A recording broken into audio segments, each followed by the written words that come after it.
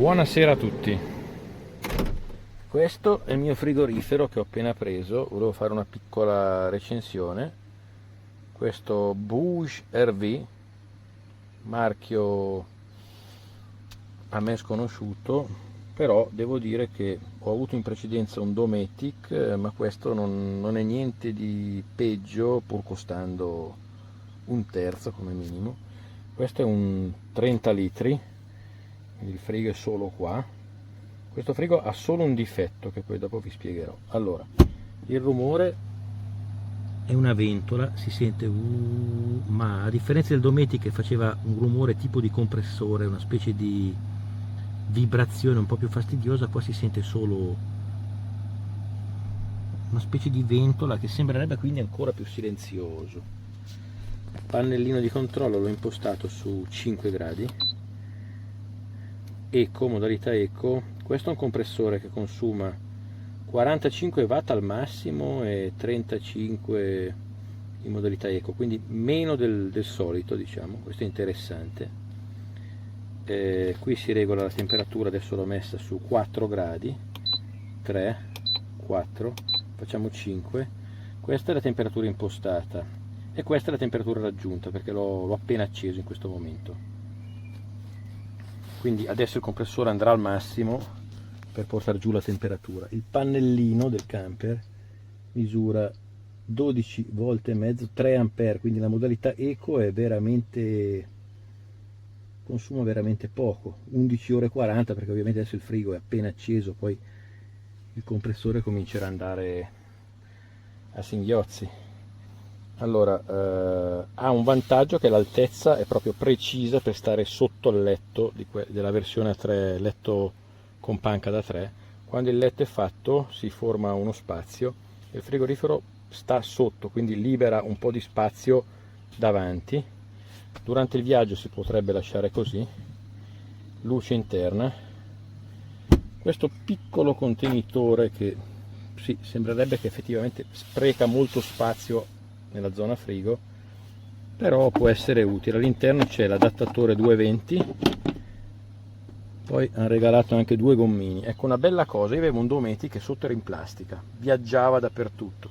Questo sotto ha 4 gommini, sembra una cosa da nulla, però questo frigo non si muove, cioè già è molto stabile, cioè io lo spingo, non riesco a muoverlo perché i gommini fanno presa.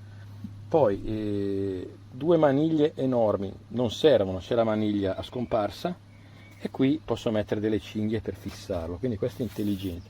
Questo è un apribottiglie in metallo, clac, apro le bottiglie. Quindi direi che costa 239, quindi sì, una fascia bassa di prezzo, però sembra rifinito molto bene, anche lo schermo a sfioramento è carino. Dice il voltaggio della batteria 12 volt attuale, ma è sbagliato, che 12 mi sembra basso in realtà. Poi veniamo all'unico difetto di questo frigo, però ci passo sopra, perché se avessi preso un frigo in cui ci stanno le bottiglie in verticale non mi stava poi sotto al letto, quindi purtroppo questa è la massima altezza, che è 41,5 cm di altezza, quindi le bottiglie lunghe posso metterle in fondo. Ora, non è che per forza devo metterci queste bottiglie d'acqua che poi a 4 gradi mi viene una congestione a berle, però se voglio, per dire, riempirlo di cose varie, cibo eccetera, posso poi tranquillamente metterci sopra una bottiglia appoggiata che si raffredda un po', oppure usare bottiglie diverse, perché purtroppo sembra quasi che ci stanno, ma non c'è niente da fare, tocca. Sta aperto leggermente, questo è un difetto, però ho visto che tutti i frigoriferi in cui ci stanno le bottiglie in verticale poi dopo non sono abbastanza bassi. Rifinito bene con tutte le varie istruzioni per l'uso, luce interna, separatore volendo per separare 2 zone. Adesso faccio una prova, metto queste bottiglie per vedere quanto tempo ci mette a raffreddarle.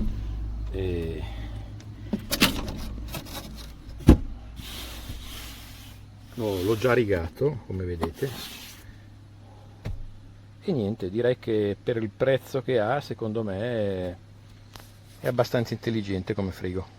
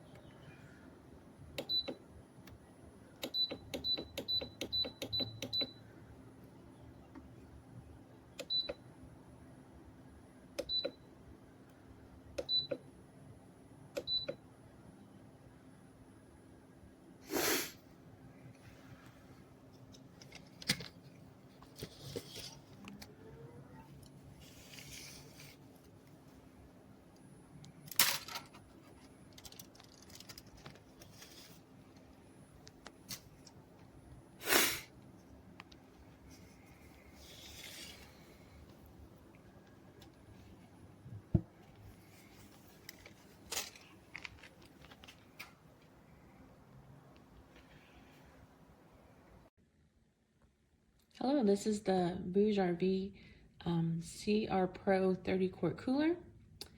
This is the outside of it. It's got the fancy little cup holders, and it has the little mechanism here where you can put in either cords, or there's going to be a battery pack coming out.